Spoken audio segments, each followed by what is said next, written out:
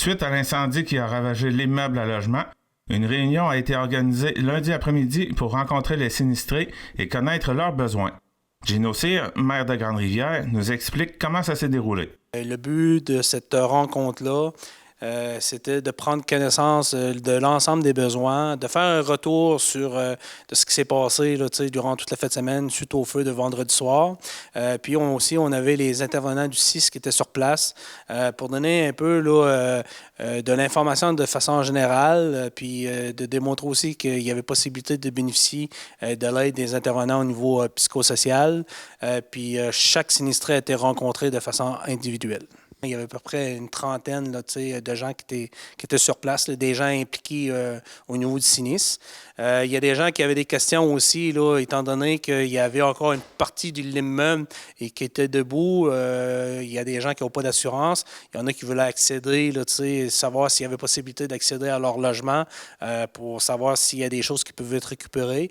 Donc, c'est une des raisons pourquoi on a demandé là, à Mme Catherine Duguay, experte en sinistre d'Alain Duguay, qui va s'occuper du dossier, d'être présente pour être en mesure aussi de donner l'information pour expliquer un peu la procédure à suivre. Donc, ce qui est donné comme information, c'est que, étant donné que les assurances là, ont pris en charge le dossier, c'est qu'il y a des ingénieurs qui vont faire une évaluation de l'état de l'infrastructure pour s'assurer là, que s'il y a possibilité d'aller visiter.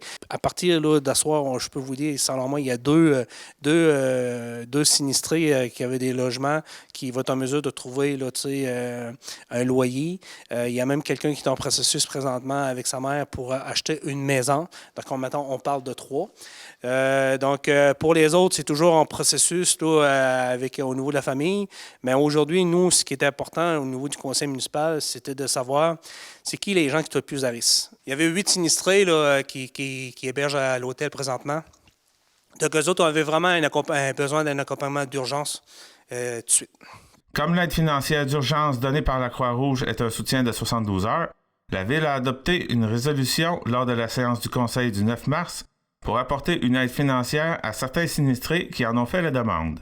Voici comment elle se présente. C'est que là, on a vu qu'il y avait 4 familles sur l'ensemble de lesquelles qui avaient besoin d'un soutien plus particulier parce qu'il n'y avait pas nécessairement de famille de proximité pour les prendre. Donc, c'est une des raisons pourquoi ils sont dans les motels.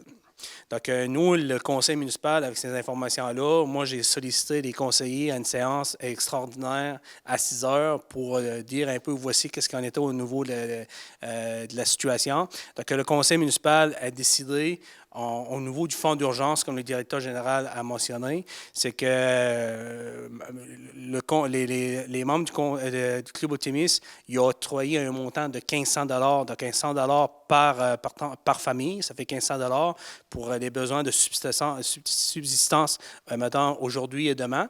Donc, nous, le conseil, on a communiqué avec les propriétaires du motel. Donc, on va prendre l'hébergement sous notre responsabilité jusqu'à vendredi. Puis on va aviser là, les gens, donc c'est 4 familles, puis on a décidé de donner un montant de 30 $ par tête. Donc 8 résidents, ça fait 240 $ par jour, donc pour les soutenir mercredi, jeudi et vendredi. Donc on parle d'un montant de 720 $. Donc ça, c'est le fonds d'urgence. En plus de ces aides d'urgence, une campagne de sociofinancement a été mise sur pied. Mais étant donné qu'on est dans un processus présentement, on a une liste là, de gens qui ont des dons. On connaît un peu les dons que les gens veulent nous fournir. Donc, en attendant de savoir que les gens vont être en mesure de prendre un appartement, ces choses-là, on a décidé d'initier une campagne de sociofinancement pour ramasser des fonds parce qu'on sait très bien que oui, il va y avoir des dons, mais il va y avoir effectivement des besoins, entre autres, souvent au niveau des électroménagers, etc.